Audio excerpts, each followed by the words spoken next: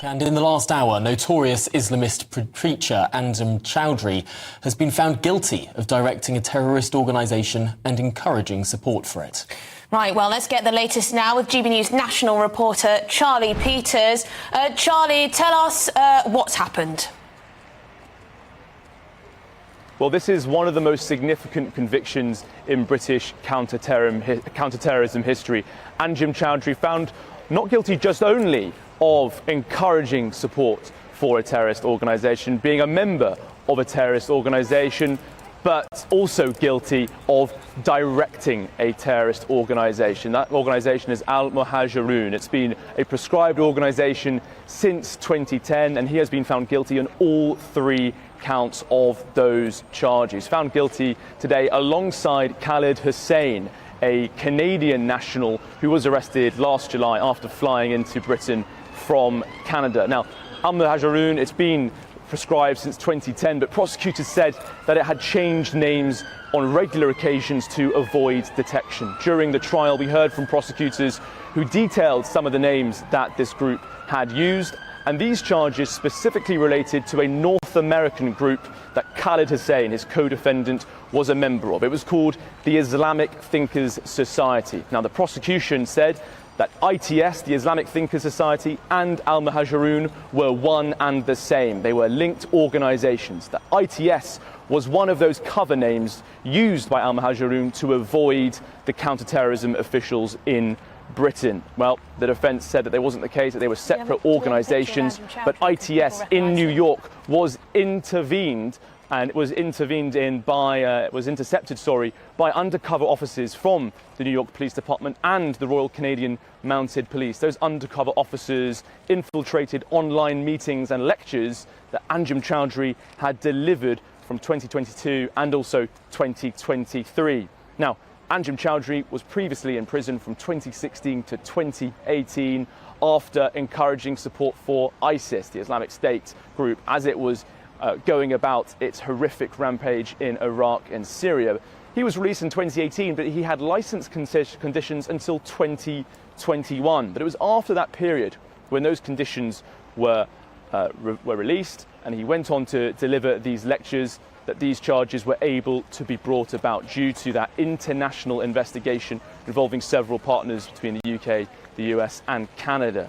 Well, after this verdict delivered today via Woolwich Crown Court, Commander Dominic Murphy from the Metropolitan Police's Counter-Terrorism Command detailed the significance of these verdicts. We know that Anjem Chowdary's had involvement with individuals that have committed terrorist attacks here in the UK in the past, but also travelled overseas to join ISIS. So actually disrupting Anjem Choudary and of course his group Al-Muhajirun, a prescribed organisation here under the Terrorism Act in the UK, will help us to manage public safety. But of course, you know, we need to keep a watchful eye on others that are involved in radicalisation. So our work won't stop here, but this is nonetheless a significant milestone.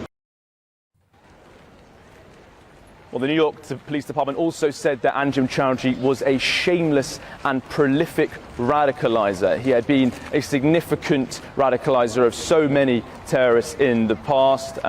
Senior security officials in Britain have noted that for the vast majority of their careers in counterterrorism, they have been looking at Al-Muhajirun and the impact of Anjem Choudary. And in reaction to these verdicts, we also heard further comments from the NYPD saying that usually it's the foot soldiers who are caught in counterterrorism operations. Usually it's those who carry out attacks or who are planning them. It's rarely the radicaliser. But with these convictions of Anjem Choudary on 3 counts of encouraging a terrorist organisation, membership of a terror organisation, and most keenly that very rare Section 56 of directing a terrorist organisation, are a clear example of law enforcement being able to intercept and disrupt a radicaliser, a leader and a key organiser of global terrorism.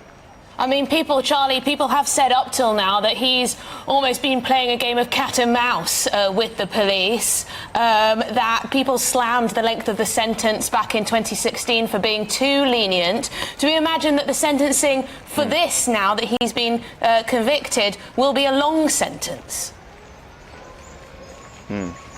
Well, we don't have much precedence for this Section 56 conviction of the Terrorism Act. There's only been one previously in recent history. That was in 2008 for a man who was plotting for Al-Qaeda in Britain, said to be the most senior Al-Qaeda operative. I'll have to check his sentence later, but the sentencing for Anjem Choudary is coming in end of this month on July the 30th. And it was well noted during the trial that Anjem Choudary had boasted in prison during his period from 2016 to 2018 that he was seen as one of the key radicalisers in the country. He noted in prison that he had to be kept away from others due to the way that he converted and preached to others. So those conditions and those preferences and understandings will be consistent, I think, with what the state does next with Anjem Choudary at this sentencing on July the 30th.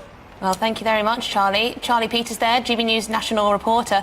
That's something that they'll have to bear in mind massively, isn't it? Because it's very likely that someone like Anjem Choudary would wish to radicalise as many people as possible within prison. Absolutely. So keeping him as separate as possible, so he can't do that. And also, I mean, just seeing how he's been obviously convicted before, out again.